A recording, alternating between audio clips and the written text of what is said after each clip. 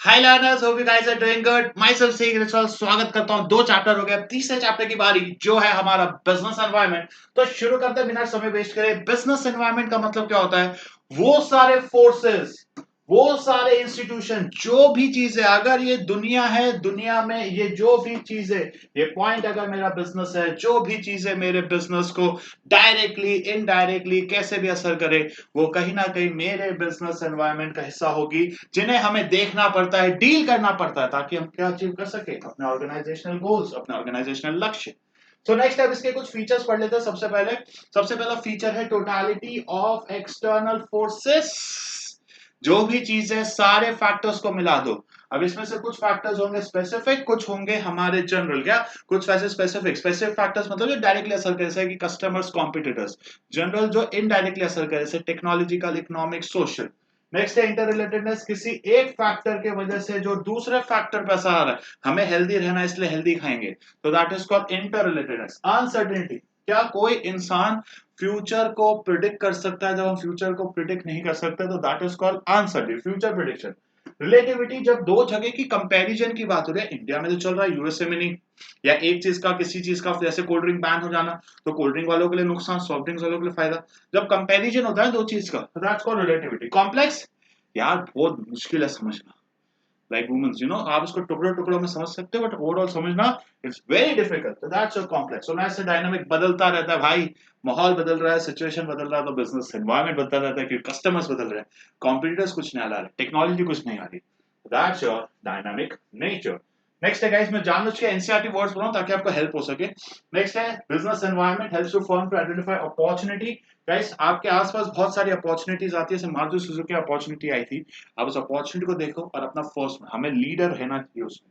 Next identify threats, हमें खतरों को देखना है कि नहीं, आसपास कुछ भी खतरे आ रहे हैं, आसपास कुछ भी डेंजर आ रहे हैं, उसके हिसाब से हमें तैयार रहना है।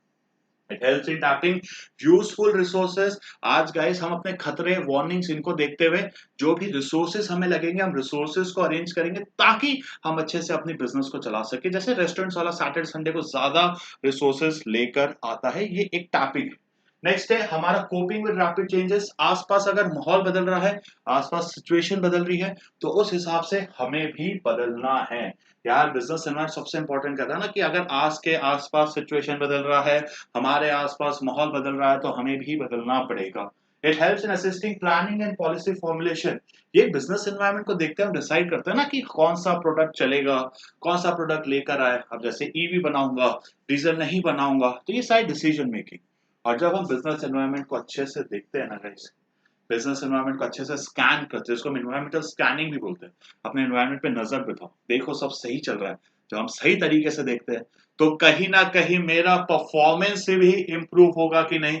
ये सारी चीजों से कहीं ना कहीं गाइस मेरा परफॉर्मेंस भी इंप्रूव होता है। अब नेक्स्ट है गाइस, अब हमारे 5 डायमेंशन है guys. They are 5 dimension of business environment: economic, social, legal, political, technology.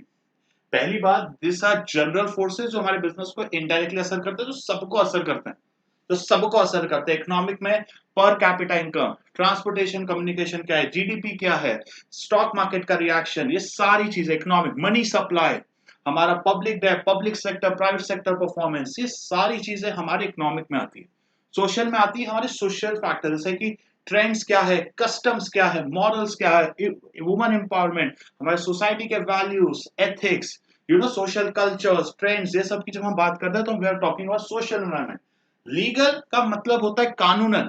हमारी जो गवर्नमेंट अथॉरिटीज है, सेंट्रल, स्टेट या डिस्ट्रिक्ट अथॉरिटी, जब भी कोई कानून पास करती, जैसे कि उनने बोला हमें अब प्लास्टिक बैग्स को बैन कर दें, बैन कर दिया, दैट्स अ लीगल। जीएसटी का रेट बढ़ा देना, दैट्स अ लीगल। पॉलिटिकल में आता है सरकार की सोच, अप्रोच। जैसे नितिन गडकरी सर बोल रहे हैं कि हमें पेट्रोल का यूज कम करना है, इथेनॉल का बढ़ाना है, तो दैट्स अ पॉलिटिकल। जब पॉलिटिकल पार्टीज, उनका एक एट्रीब्यूट, उनकी सोच, उनकी आइडियोलॉजी। बेसिकली पॉलिटिकल्स में एक और बहुत इंपॉर्टेंट आता है कि हमारे देश का दूसरे देश के साथ रिलेशन क्या है। तो जब पॉलिटिकल पार्टीज या जो हमारे लीडर्स हैं, उनके अप्रोच की बात हो रही, तो we are talking about political environment. Last है टेक्नोलॉजी। टेक्नोलॉजी में सिर्फ और सिर्फ इंटरनेट नहीं आता है, कुछ भी हम इंप्रूवमेंट कर रहे हैं, कुछ भी हम बेटरमेंट कर रहे हैं, that's a part of technology. Improvement करना सिर्फ ये ऑनलाइन ज़ोमैटो वोमैटो नहीं, कुछ बेटर करना, चीज़ों को बेटर बनाना, सही तरीके से बनाना इज़ ऑल्सो टेक्नोलॉजी।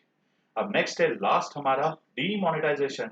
8 नवंबर 2016 को सरकार ने बोला मित्रों 500 और 1000 की नोटें मैं बंद कर रहा हूँ।